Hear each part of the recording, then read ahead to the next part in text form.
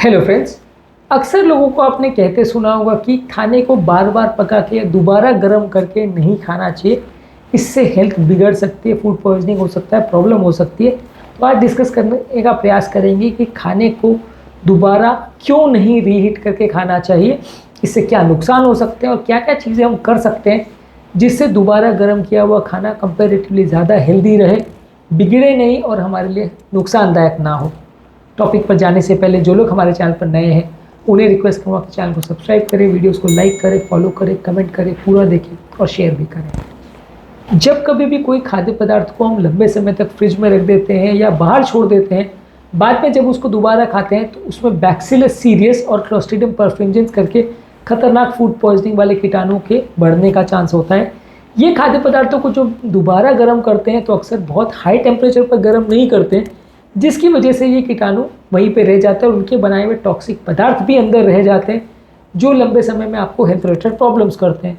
तो ये खाद्य पदार्थों में यदि आप इनको दोबारा गर्म करके या बार बार गर्म करके खाते हैं, खासकर 2-3 बार अगर इनको आपने छोड़ दिया या कई घंटे बाद अगर आप इनको खा रहे हैं, तो इसमें कंटामिनेशन होने का चांस काफ़ी ज़्यादा है। होटलों में भी कई बार क्या होता है कि रात को चावल बनाया, बच गया, उन्होंने छोड़ दिया और सुबह वापस गर्म करके कस्टमर को खिला दिया। तो ये सारी चीज़ें काफ़ी हद तक अनहेल्दी, क्योंकि इस तरह का चावल वगैरह खाने के बाद या इस तरह की चीज़ें खाने के बाद अक्सर आपको फूड पॉइजनिंग हो जाती है, हेल्थ बिगड़ जाती है। इसलिए ये सारी चीज़ों को घर पर अगर आप पॉसिबल है तो अवॉइड ही करिए।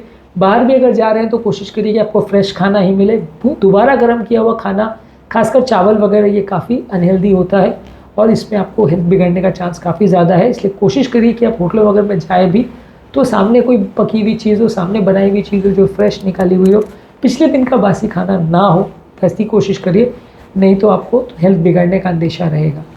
इसके अलावा ये सारी चीज़ों में कई बार अनइवन ईटिंग होती है, खासकर अगर हम माइक्रोवेव में गर्म करते हो तो खाली ऊपर से और बाहर के सरफेस पे तो गर्म हो जाता है, बीच का पोर्शन अनइवन रह जाता है, जिसकी वजह से आप उसमें ज़्यादा बैक्टीरिया का ग्रोथ देख पाते हैं।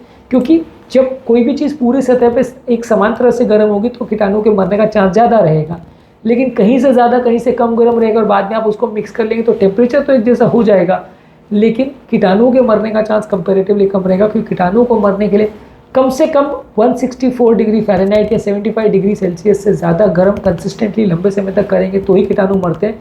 इससे कम हीट अगर अंदर जाती है तो कीटाणु नहीं मरेंगे और अंदर जितने टॉक्सिन्स और कीटाणु पड़े हुए हैं वो आपको नुकसान करेंगे। तो आपका खाना कई बार जब आप रीहीट करते हो, पहली बार जब आप बनाते हो तो वो बार बार चलाया जाता है और बार बार पकाया जाता है, तो पूरा खाना ज़्यादा गर्म होता है, तो उसमें आपको कीटाणु के होने का चांस कम है और कीटाणुओं को आप डायरेक्टली ज़्यादा हीट करते हो तो मार देते हो। सेकेंड टाइम रीहीट जो होता है वो बार बार की सतह पे ही ज़्यादा होता है, खासकर माइक्रोवेव में, जिसकी वजह से आपके कीटाणु वहाँ पे रह जाते हैं और नुकसान करते हैं। इसके अलावा खाने का न्यूट्रिशनल वैल्यू भी चला जाता है। बार बार पका के खाने से सारे विटामिन मिनरल सब खराब हो जाते हैं और ये आपको फ़ायदा नहीं करते, तो जो थोड़ा बहुत हेल्थ बेनिफिट आपको चीज़ से मिलना था वो नहीं मिल पाता है और वो सारी चीज़ें डिस्ट्रॉय हो जाती है। बार बार उसमें खाने से उसके विटामिन मिनरल्स ख़त्म हो जाते हैं और बार बार हीट करने से उसका केमिकल नेचर भी चेंज हो जाता है, जिस वजह से आपने देखा होगा कि सेकेंड टाइम पका के खाने से फूड का वो फ्लेवर, वो टेस्ट, वो स्मेल नहीं आ पाता जो पहली बार में आता है। यानी कि उसका टेस्ट, टेक्सचर और उसके स्मेल में काफ़ी फ़र्क पड़ जाता है पहली बार के कंपैरिजन में। कई चीज़ें आपने हीट करके देखी होगी कि लगभग वो खाने में अलग जैसी ही लगती है, आपको लगता ही नहीं कि ये जो नेचुरली जब पहली बार गर्म होकर आती है उस समय जो टेस्ट होता है उससे कई गुना फ़र्क टेस्ट मिलता है।